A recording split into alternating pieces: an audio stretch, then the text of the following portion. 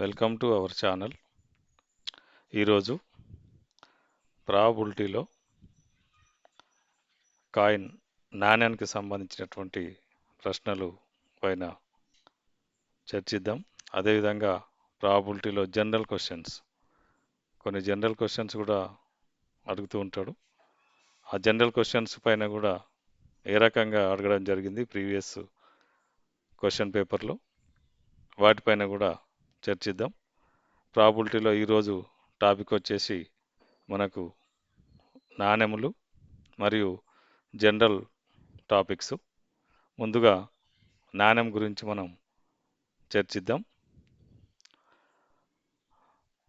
నాణెంలో మనకు కాయిన్ అనేది ఒక ఈవెంట్ మనం తీసుకున్నట్లయితే ఒక కాయిన్ తీసుకున్నప్పుడు మనకు పాసిబుల్ అవుట్కమ్స్ ఎన్ని, టోటల్ పాసిబుల్ అవుట్కమ్స్.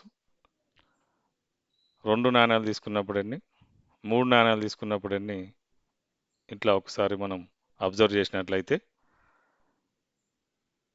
ఇక్కడ ఫస్ట్ ఒక నాణ్యం తీసుకున్నట్లయితే ఫస్ట్ చూడండి, ఇఫ్ ఏ కాయిన్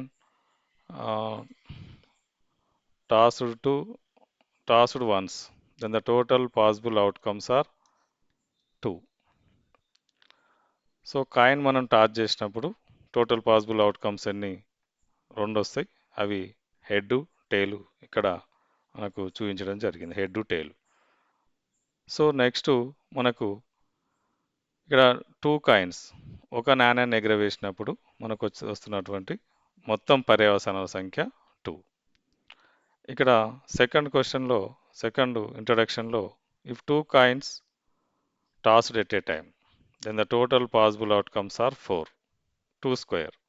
సో ఇక్కడ మనకు 4 ఎట్లా వచ్చినాయి మనకి అవి అంటే 2 స్క్వేర్. ఆ 4 ఏంటి మనకు టోటల్ పాసిబుల్ అవుట్కమ్స్, ఇక్కడ చూడండి ఒకసారి, హెచ్, హెచ్టి, టిహెచ్, టిటి. ఇక్కడ మనం ఒకసారి టేబుల్ అబ్జర్వ్ చేసినట్లయితే ఆ serial number C1 coin 1, coin 2. So coin 1లో ఫస్ట్ హెడ్ వచ్చినప్పుడు కాయిన్ 2లో హెడ్, అదొక ఆప్షన్. నెక్స్ట్ సెకండ్ ఆప్షన్ వచ్చేసి కాయిన్ 1లో హెడ్ వచ్చినప్పుడు కాయిన్ 2లో మనకు కాయిన్ 1లో హెడ్ వచ్చినప్పుడు కాయిన్ 2లో టైల్ రావడం. అదేవిధంగా థర్డ్ ఆప్షన్లో కాయిన్ 1లో టైల్ వస్తే కాయిన్ 2లో హెడ్ రావడం. ఫోర్త్ ఆప్షన్లో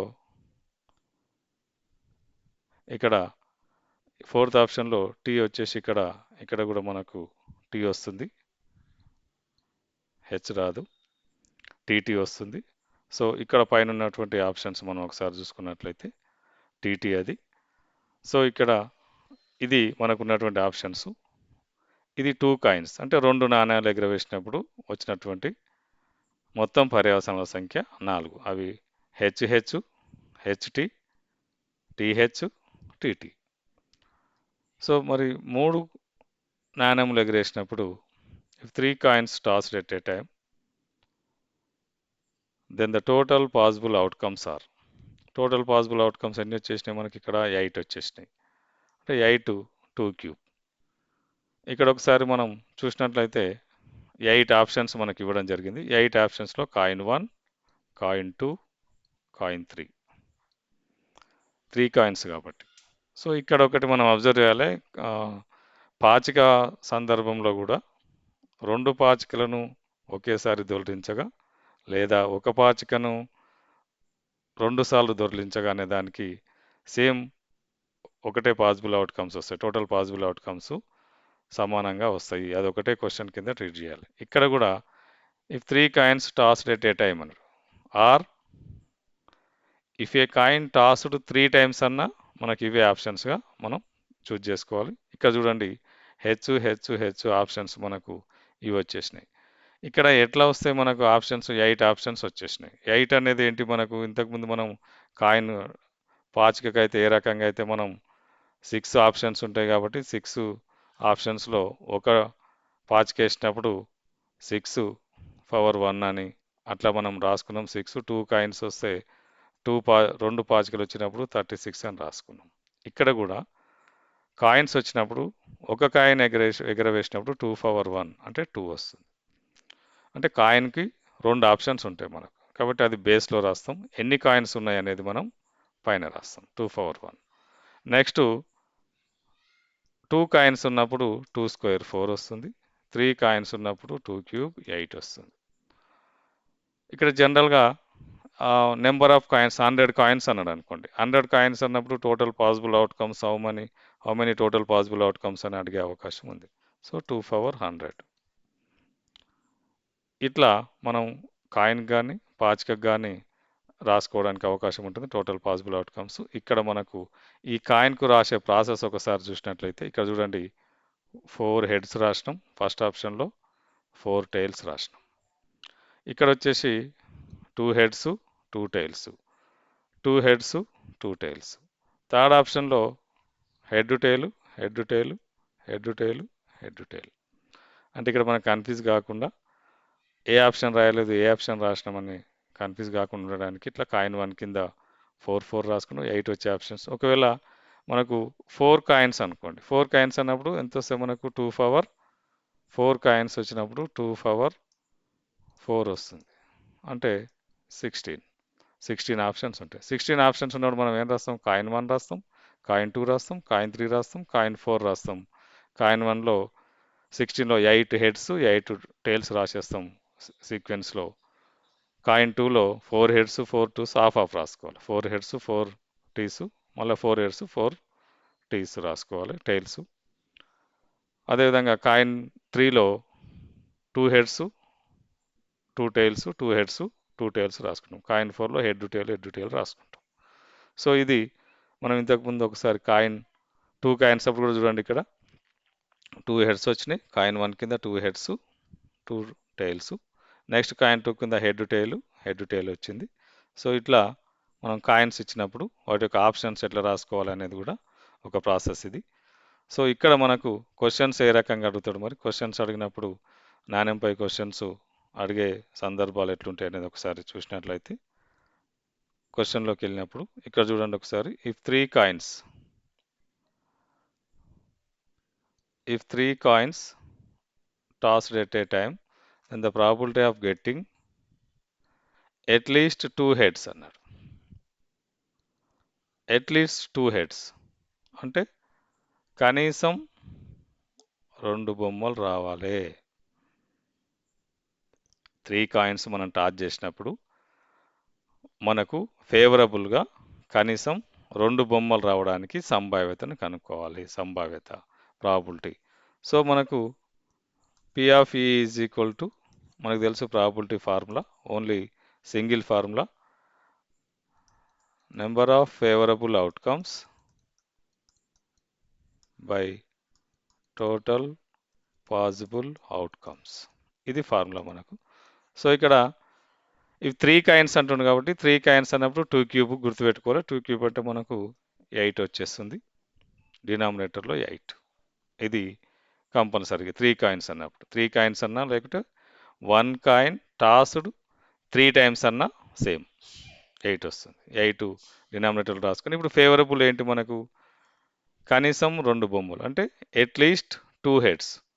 అట్లీస్ట్ 2 హెడ్స్ అన్నప్పుడు ఒక్కసారి మనం అది 3 కాయిన్స్ దగ్గరికి వెళ్ళినప్పుడు ఒకసారి చూస్తే 3 కాయిన్స్లో ఇక్కడ చూడండి అట్లీస్ట్ 2 హెడ్స్ అంటే అట్లీస్ట్ 2 హెడ్స్లో 2 హెడ్స్తో పాటు 3 హెడ్స్ ఉన్నా ఓకే, అట్లీస్ట్ ఉండాలి. అంటే ఇది ఫస్ట్ ఆప్షన్ ఓకే అన్నట్టు మనకు, అంటే ఒకటి వచ్చేసింది.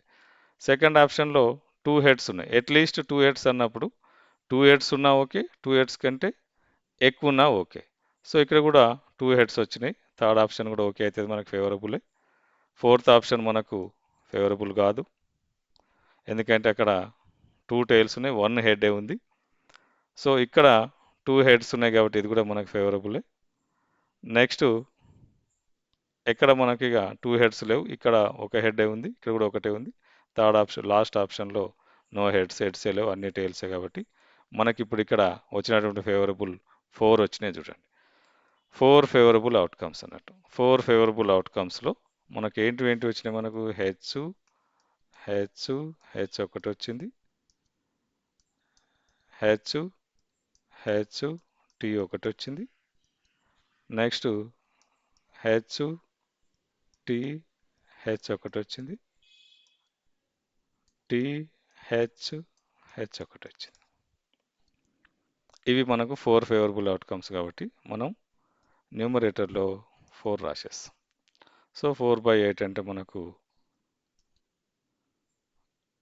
1/2 అంటే 50 ఛాయిసెస్ ఉందన్నట్టు మనకు. 3 నాణ్యాలు ఒకేసారి ఎగరేసినప్పుడు కనీసం 2 బొమ్మలు రావడానికి 50% ఛాయిస్ ఉంది. సో 4 అంటే హాఫ్ వచ్చినాయి.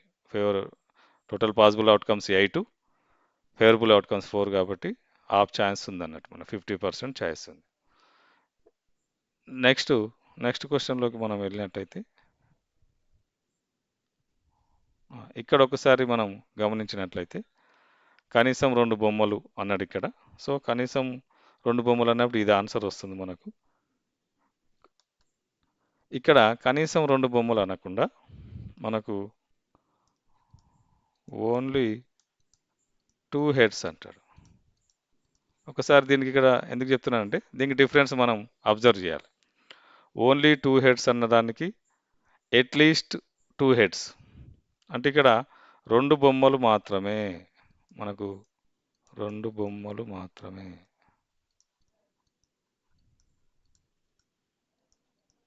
రెండు బొమ్మలు మాత్రమే అనేది క్వశ్చన్.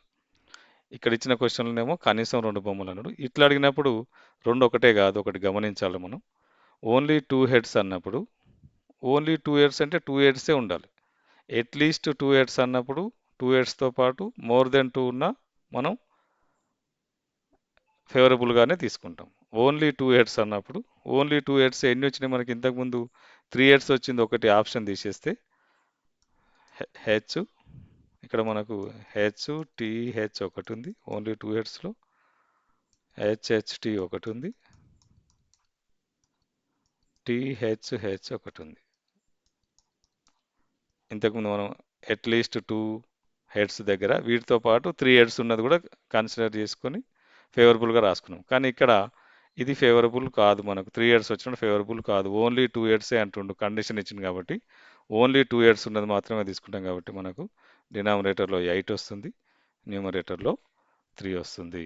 అంటే ఓన్లీ 2 హెడ్స్ రావడానికి ప్రాబిలిటీ 3/8. సో ఇదొకటి గమనించాలి. నెక్స్ట్ క్వశ్చన్ వెళ్ళినట్టయితే ఆ కాయిన్స్ పైన ఆ 3 కాయిన్స్ పైన క్వశ్చన్ అడిగే అవకాశం ఉంది. ఇంకా 4 కాయిన్స్ అన్నప్పుడు మనకు ఆప్షన్స్ 16 వస్తాయి కాబట్టి ఆ 16లో కూడా అడిగే ఛాయిసెస్ ఉంది. ఇక 5 కాయిన్స్ నుంచి అడిగే అవకాశం ఉండదు, ఎందుకంటే అక్కడ చాలా ఆప్షన్స్ రాయాల్సి ఉంటుంది కాబట్టి. సో 5 కాయిన్స్ లేకుంటే మోర్ దెన్ 5 కాయిన్స్ వచ్చినప్పుడు how many total possible outcomes అని అడిగే అవకాశం ఉంది. దానికి మనం 2 ఎక్స్పోనెంట్ రాసుకోవాలని చెప్పుకున్నాం. ఇక్కడ ఒకసారి మనం చూసినట్లయితే క్వశ్చన్ చూడండి ఒకసారి. 12 defective pens are accidentally mixed with 132 good ones. It is not possible to just look at a pen and tell whether or not it is defective. One pen is taken out at random from this lot. Determine the probability that the pen taken out is a good one. అంటే ఇక్కడ ఉన్నటువంటి pens మనకు 132 good pens ఉన్నాయి, 12 defective pens ఉన్నాయి. So అవన్నీ యాక్సిడెంటల్గా mix అయిపోయినాయి.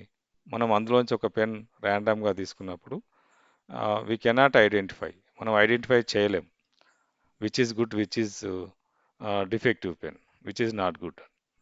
So అట్లాంటప్పుడు మనం ఒక పెన్ మనం తీసుకున్నట్లయితే అది గుడ్ వన్ కావడానికి ప్రాబిలిటీ ఎంత అంటున్నాడు. తెలుగులో మనం చూసినట్లయితే 12 పాడైపోయిన పెన్ను నుంచి 132 పెన్నులో కలిసిపోయినాయి. అవి ఒక పెన్నును మనం చూసినప్పుడు అది ఏది పాడైంది ఏది బాగుంది అనేది చెప్పడం సాధ్యం కాదు కాబట్టి ఆ సమూహం నుంచి మనం యాదృచ్ఛికంగా ఒక పెన్నును బయటకు తీస్తే అది మంచి పెన్ను అయ్యే సంభావ్యతను కనుగొనము అన్నాడు. మంచి పెన్ను కావాలి సంభావ్యత అంటే మనకు ఆల్రెడీ సంభావ్యత ఫార్ములా తెలుసు. సింపుల్ ఫార్ములా మనకు ఇప్పుడు టోటల్ పాసిబుల్ అవుట్కమ్స్ ఎన్ని? ఇక్కడ మొత్తం టోటల్ పెన్స్ 12 డిఫెక్టివ్ ఉన్నాయి, 132 గుడ్ వన్ ఉన్నాయి. So these are total. అంటే మనకు టోటల్ ఎంత వస్తుంది? 144 వస్తుంది. ఇది total possible outcomes. 132 total possible outcomes కాదు. సో ఇక్కడ మనం ఇప్పుడు మరి మనకు ఫేవరబుల్ ఏంటి? ఏం ఫేవరబుల్ కావాలి మనకు? అంటే గుడ్ వన్, గుడ్ పెన్ కావాలి. గుడ్ పెన్ ఎన్ని ఉన్నాయి మనకు? గుడ్ పెన్స్ ఇక్కడ 132 ఉన్నాయి. So 132 is the numerator. 132 by 144 is probability the good one, good pen. If we take one of the randomly, one pen is probability is 132 by 144. So మనకి ఇక్కడ 12 table ఏమైనా cancel అయితే 11 by 12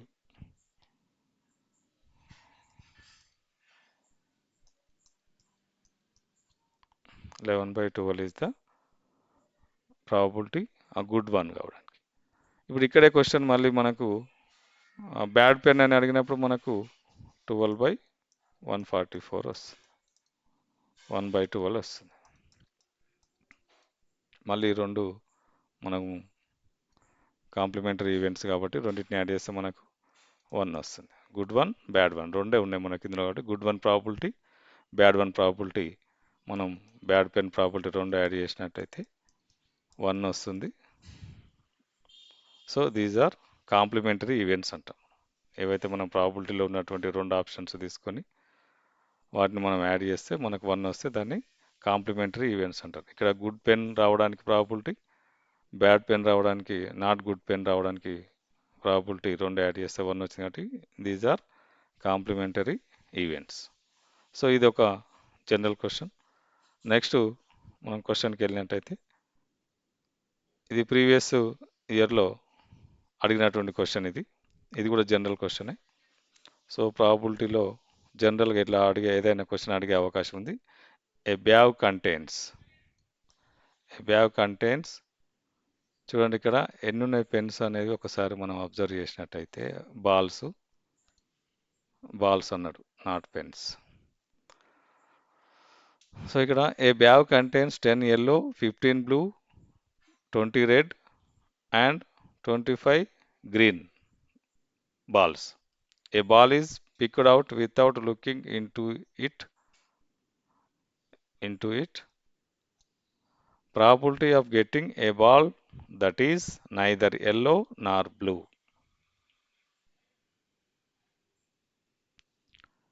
neither yellow Nar blue. ఇప్పుడు neither నార్ use చేసిండు ఇక్కడ.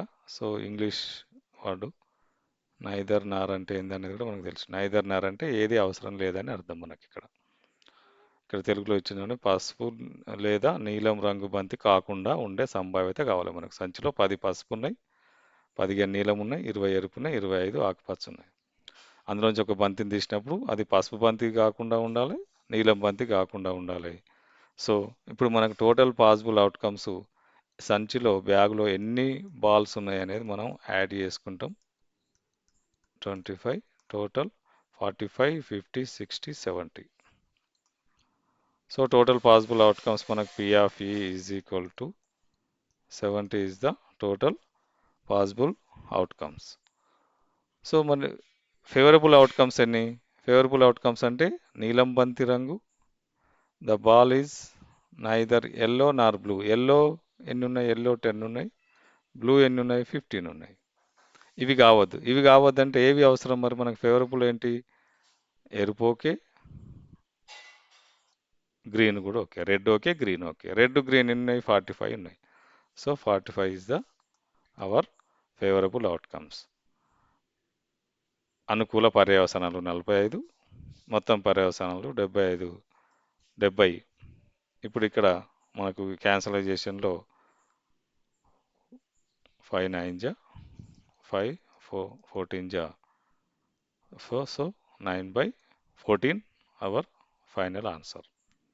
So ఇది మనకు జనరల్గా ఒక బ్యాగ్లో బాల్స్ అనొచ్చు, కాయిన్స్ అనొచ్చు, 1 rupee coins, 2 rupee coins, 3 rupee coins, ఇట్లా డిఫరెంట్గా ఏవైనా అడిగే అవకాశం ఉంది. నెంబర్ కార్డ్స్ ఉన్నాయని అడిగే అవకాశం ఉంది. నెక్స్ట్ క్వశ్చన్ ఒకసారి మనం చూసినట్టయితే, నెక్స్ట్ క్వశ్చన్ ఇది కూడా ప్రీవియస్ ఇయర్ క్వశ్చన్. ఇక్కడ చూడండి, there are 100 cards which are numbered from 1 to 100. Find the sum of probability of getting a square number and cubic number. అంటే 1 నుంచి 100 వరకు సంఖ్యలు వేయబడిన 100 కార్డులు ఉన్నాయి. ఒక కార్డును తీసినప్పుడు అది ఖచ్చిత వర్గం అయ్యే సంభావ్యత మరియు అది ఖచ్చిత గణం అయ్యే సంభావ్యతల మొత్తాన్ని కనుగొనము అంటున్నాడు. సో ఇక్కడ ఇది కూడా జనరల్ క్వశ్చనే కాబట్టి మనకు పి ఆఫ్ ఈ ప్రాబబిలిటీ డినామినేటర్లో మనకు 100 వస్తుంది. ఎందుకు 100 వస్తుంది? 100 కార్డ్స్ ఉన్నాయి. 100 కార్డ్స్లోంచి ర్యాండమ్గా ఒక కార్డు తీస్తాం మనం వితౌట్ లుకింగ్. పిక్డ్ అవుటే 1 కార్డు. ఒక కార్డు మనం తీసినప్పుడు అది ఏం కావాలి మనకు? స్క్వేర్ నెంబర్ కావాలి, క్యూబ్ నెంబర్ కావాలి. ఆ రెండింటి మొత్తం సంభావ్యత, ఆ రెండింటిని యాడ్ చేస్తే అది మనకు favourable outcomes. So square numbers ఎన్ని ఉన్నాయి మరి? 1 to 100 వరకు స్క్వేర్ నెంబర్స్ ఎన్ని ఉన్నాయి? 1 స్క్వేర్ నెంబరే, 2 4 square, 2 square 4, 3 square 9, 4 square 16, 5 square 25, 6 square 36, 7 square 49, 8 square 64, 9 square 81, 10 square 100. So 1 2 3 4 5 6 7 8 9 10 ఉన్నాయి.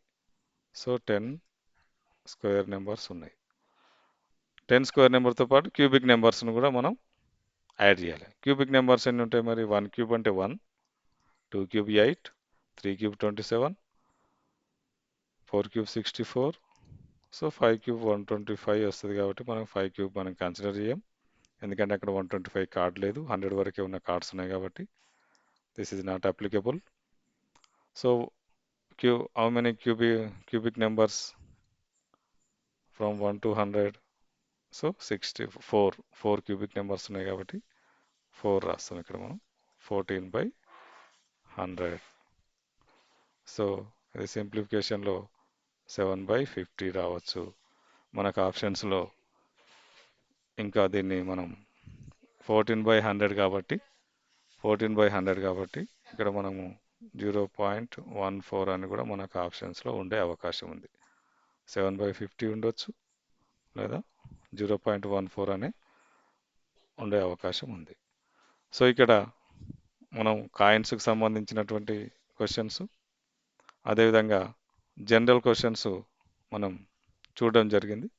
ఈ జనరల్ క్వశ్చన్స్ మామూలుగా క్వశ్చన్ని బట్టి ఆ క్వశ్చన్లో టోటల్ పాసిబుల్ అవుట్కమ్స్ ఎన్ని, ఫేవరబుల్ అవుట్కమ్స్ ఎన్ని, ఇవి ఐడెంటిఫై చేసేస్తే మనం ఈజీగా ఆన్సర్ చేయొచ్చు. ఏం అడుగుతున్నాడు అనే దానిపైన డిపెండ్ అయి ఉంటుంది మన ఆన్సర్. సో ఈరోజు ఈ జనరల్ క్వశ్చన్స్, అదేవిధంగా కాయిన్కి సంబంధించిన క్వశ్చన్స్ కూడా డిస్కస్ చేసినాం. ప్రీవియస్ వీడియోస్లో మనం deck of cards, next dice, ఈ వీడియోలో మనం కాయిన్స్, జనరల్ క్వశ్చన్స్ డిస్కస్ చేసినాం కాబట్టి ప్రాబిలిటీకి సంబంధించినటువంటి ఆ క్వశ్చన్స్ ఆల్మోస్ట్ మనం కవర్ చేసినట్టు. నెక్స్ట్ కొత్త టాపిక్ తోటి, న్యూ టాపిక్ తోటి మళ్ళీ సెకండ్ వీడియోలో కలుద్దాం. Thank you.